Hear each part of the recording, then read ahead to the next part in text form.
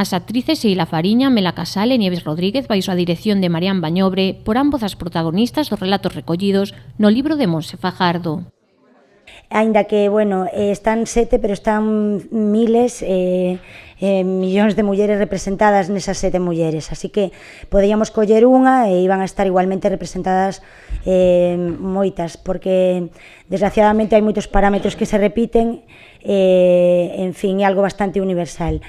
Esta mesma mañá tivo lugar un paseo ao que asistiron as protagonistas reais do libro. Porque era importante para nós que elas viran a obra antes do estreo para si querían facer algunha matización ou si querían, algunha das cuestións que ali se representaban non era do seu agrado ou vulneraba algunha cuestión.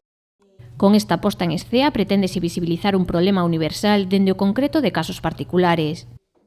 Quería cumprir, digamos, a hora de escoller ou pensar en actrices, que foron as primeiras que se me viñeron á mente, por certo, igual que Marián, non tuve ninguna dúbida dende o primeiro momento, pero tiña que ver con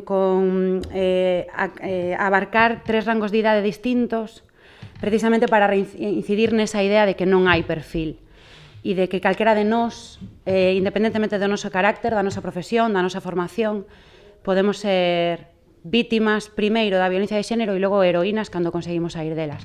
Ademais da obra teatral, a campaña contará cunha exposición fotográfica dos resultados do Obradoiro de Fotografía e Autoimaxe Namórate de ti, que estará na Casa da Luz do 15 ao 25 de novembro.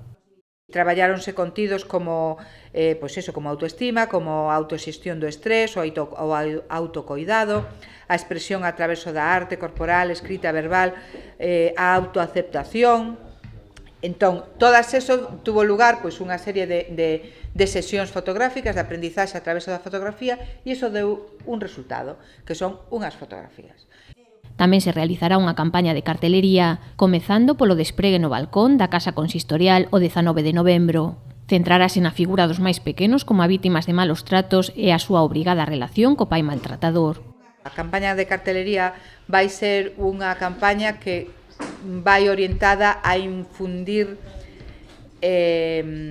medo e soidade, porque creemos que en este momento necesitamos que todo o mundo solidarizarnos de alguna maneira e ser capaces de sentir hasta físicamente que están sentindo moitos menores que teñen que ir, e as nais, as súas nais, que teñen que deixar a esas crianzas con eses homes maltratadores.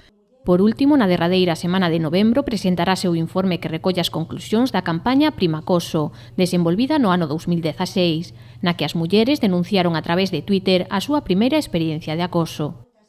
Todas recordamos un primeiro acoso, uns máis pecativos, outros máis maiores, un dun entrenador, dun cura, dun amigo do papá, dun irmán, de quen sexa.